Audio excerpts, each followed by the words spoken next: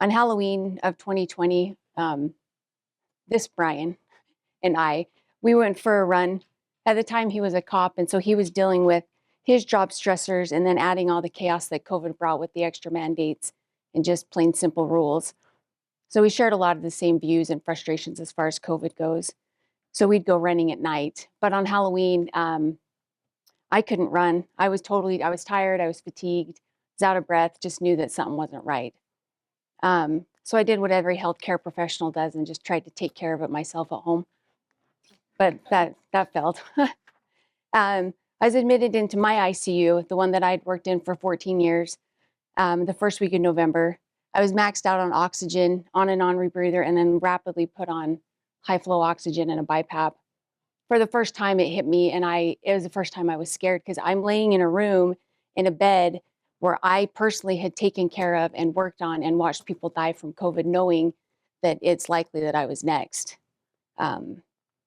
I don't remember much of my time when I was on BiPAP, but as I started to get better, Brian had showed me a picture that I sent him of me literally sitting on a commode, so with my brief halfway down my legs. So clearly I wasn't really aware because that's not something I would have sent to him at that time. So anyway. But during all that had happened, you guys all know too that equipment was sparse. So I was transferred from Utah Valley to IMED so they could put me on ECMO. I was lucky they even had that equipment available at the time. My family was told at that point that there was a really small chance that I was going to make it and that it was probably time for them to say goodbye. But I had a fantastic physician that was there at IMED that fought like hell to get me to Florida. He had a conversation with a doctor that he knew and went to school with that was in Gainesville, Florida.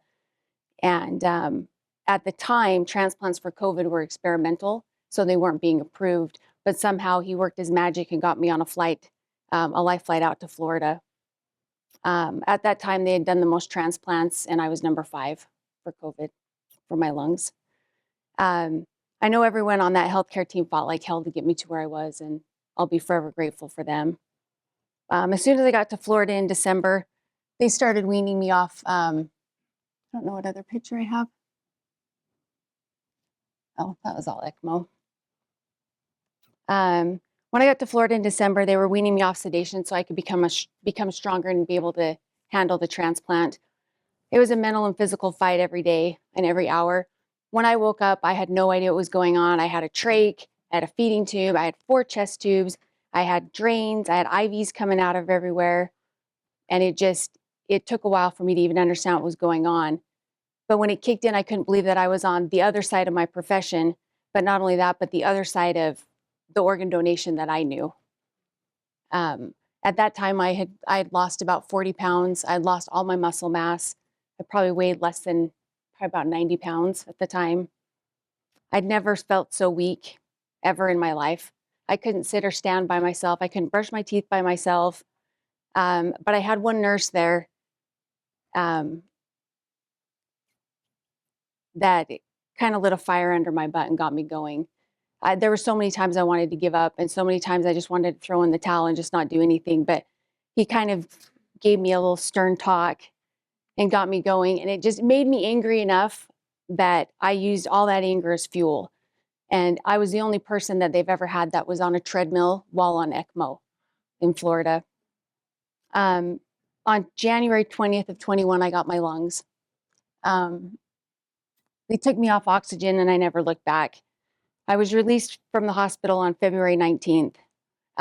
During my time in the hospital, they allowed my brother to come stay with me, which was unheard of too. They didn't have anybody come. But then my brother went home and Brian came out and stayed with me until we got to come home in April. He helped me gain strength, endurance, and weight and kept me mentally strong and kept me laughing. We had gone to eat at Outback because I was like, dang it, I want a steak. I want a steak, blue cheese crumbles on the top. So we go and we order and I start ordering all this food and Brian, and mind you, I'm like 94 pounds. Like I am gaunt. I look terrible. And he stops me in the middle to the waitress and he's all, you've already hit your calorie limit. And that waitress, I thought she was going to reach across the table and strangle him. Anyway, so we kept laughing the whole time because you laugh or you cry, one of those things. But we got home in April. And I had finished grad school in August and got sick in October. So I hadn't had time I figured I had all this time to study and take boards. But it was basically like starting over again. But I ended up passing boards, and I was determined to get back to healthcare, to be able to spend the rest of my days doing what other people did for me. I'm super grateful to be working as a NP right now. It's been awesome. It's an eye opener for me to be able to continue doing what I love despite going through all of this that I went through.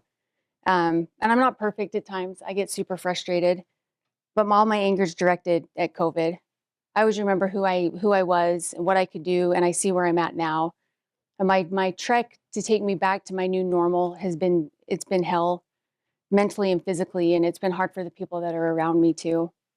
I can't run or bike or lift like I used to, but I'm here and I won't stop trying. But my experience with COVID won't define who or what I am. I still struggle writing the letter to the donor family. I struggle with the words of appreciation and gratitude. Because of everything that's happened, I've been able to see my oldest daughter get married, my middle child graduate from school, and she's going to Utah State. And then I got to help teach my boy how to drive a manual transmission. I know, woohoo. I was there when Brian retired from being a cop of over 20 years. But I want them to know nothing more than to help them see that their loss of their loved one wasn't taken for granted. I've strived daily to be a better person, healthcare provider, by taking full advantage of my second chance at life. As you go throughout, like your 2 days that you're doing here, you're going to have a lot of people that talk to you and will call you to action to do something different and to make a change and to do more. And when it gets hard and frustrating and you feel like there's no point to what you do, I hope you think about people like me and others that are like me that who had their life saved through organ donation. See, I told you I had to keep my notes because I can't keep things together if I don't. So I started the story talking about my how big of an advocate I am of organ donation, and I'm ending it with that continued advocacy. And I thank you guys for all that you do to help save lives and to help support those that are involved in organ donation. But that's me. That's my story. There's me when I was gaunt and like 90 pounds when I was leaving the hospital.